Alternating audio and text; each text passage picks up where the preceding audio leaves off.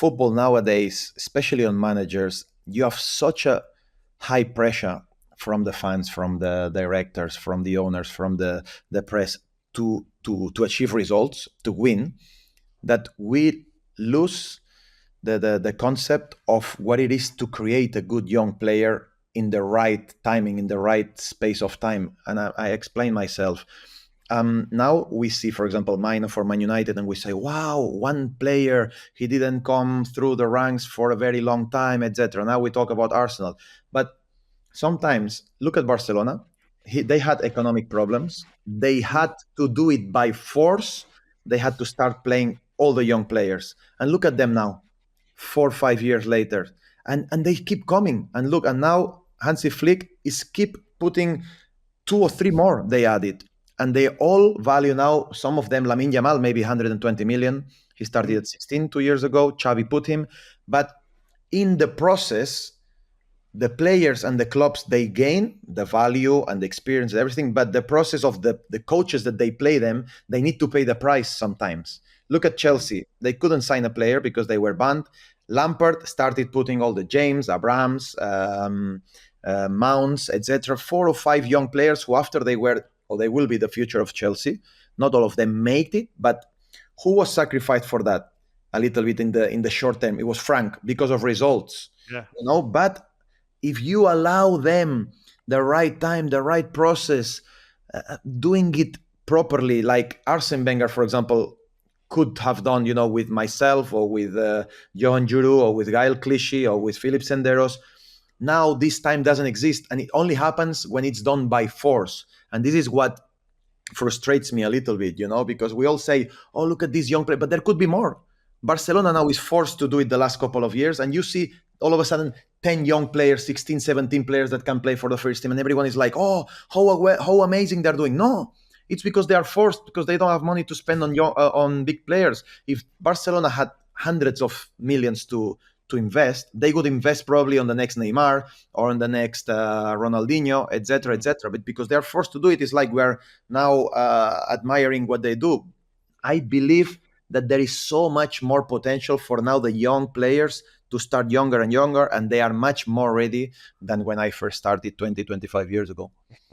Well, I mean, not that I want to jump on the Casemiro bandwagon here, but no, but it's relevant, Nedum. We've recorded this on a Wednesday. The Manchester United spent 70 million on Casemiro, a player they let go for free at the end of his contract. Angel Gomez was one of England's best players in the middle of midfield against Finland last night. Yeah. I mean, that's my sort. I mean, it can be sliding doors. As Cesc says, it tends to be needs must, and the kid gets thrown in, and that's.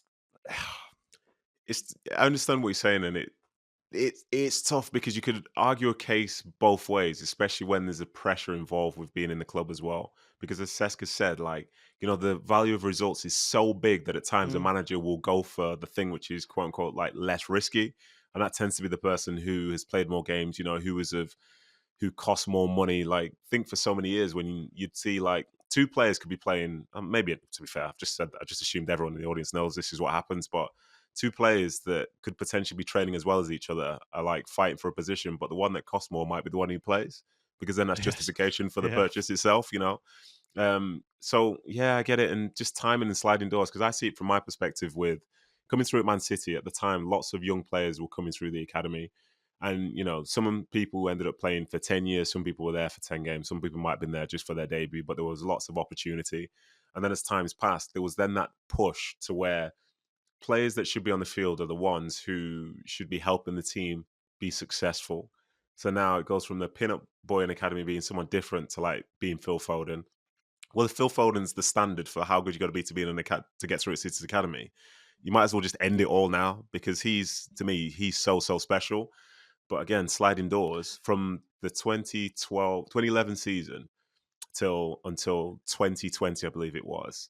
I couldn't really tell you who the academy strikers were at Man City because it was irrelevant because of Sergio Aguero. If they're in a different position, it's not to say that they wouldn't have been good enough, but if Sergio wasn't there, maybe someone else has a chance. Maybe that person is the next star. Maybe if Barcelona don't go through the financial troubles that they've been through, even though Yamal is still this incredibly talented player, maybe he's only making his debut this season, maybe it's next season. And at times, as Cesc said, forcing a hand can give opportunity. But then I think culturally, most clubs, because of the pressure of results, can't afford, well, not can't afford, they will not take a chance because of what the consequence could be if it goes wrong. Back to the North London derby. Do you know why it's relevant talking about a possible 17-year-old playing in the midfield in this North London derby? I do, Yeah, go on. because he will score the winner, Huh? and Tottenham will lose. You made your debut in the North London derby at 17. Oh, really? Was it 17? Yeah. Yes. Is it Yeah. that game? Was it that game where we finished 4-5? Yeah. At 13th of November 2004, you were 17. You won 5-4. You played the entire game and contributed one assist. Yeah, It was a good one as well. Yeah, I remember that goal. it was it was from your from. Freddie Ljungberg. I mean, I was going to ask you whether you can remember whether you felt ready for it. But bearing in mind, I've just had to remind you that you play. I mean, but at 17 and the North London derby, what are your recollections of it and how ready you felt?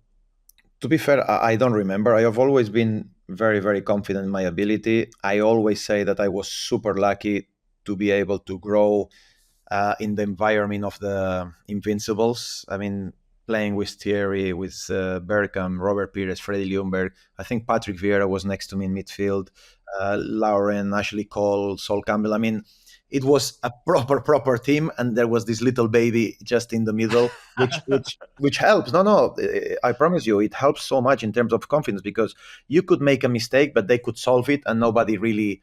You don't get pointed with your finger at you, because it's basically nobody realized, because they make it always better than what your pass is or what your shot is, etc., etc. So I remember that they helped me so much. I had the confidence of the boss Arsene, who was outstanding. I've mentioned it many times, and yeah, I always feel fortunate for the way they brought me up. Let me tell you a little story there, because it's brought memory. There's so much going on, because Cesc had actually played the month before in the League Cup against me when I was coming through at City. So he's linked there. That 13th is the day after my birthday. So anyone on the pod who wants to shout me on my birthday this year, feel free. And then it was the turn of the year in January. One of my first starts, I think it must have been my fourth or maybe fifth, was against Cesc's Arsenal at Highbury. Yeah. And Kevin Keegan, I think it was, announced the team in the hotel. I've never been more nervous in all my life than on that bus journey over to Highbury. You didn't know you were going to play? No, I didn't. I was like, oh my God. Because as a young player, at this time, I was in the team in October, but then I was like playing reserves and so on. Like, Arsenal were the second team of lots of people because they were so different. You know what I mean? Thierry Henry is one of my favorite players ever. And I'm watching them on TV. And now I'm going to the stadium and I see the little clock or whatever. And then I'm on the pitch. And there's Ashley Cole. Oh, there's Robert Pires. Ball got played down the channel. I'm like, oh, let me go and get it. And next thing, I'm squared up in the corner of Thierry Henry. I was like, I don't know how this has happened, but this is truly an amazing moment, because that's when you're young, or well, when I was young anyway, you believe yourself to be good enough, but there's still also a lot of fan in you as well. Yeah. And that's one of the most surreal moments. And we didn't lose. It finished 1-1. So, it's one of the best days I've ever had, to be honest. But in a great venue as well, Nedum. That's Unreal. it. I mean, it was such a great. Unreal. Going all nostalgic here, but it was such a fantastic stadium. I know, and it's just heartbreaking that this was 20 years ago almost. You know what I mean? Because it feels like it was a lot more recent. So maybe I am old. Maybe we are old, Cesc. Maybe.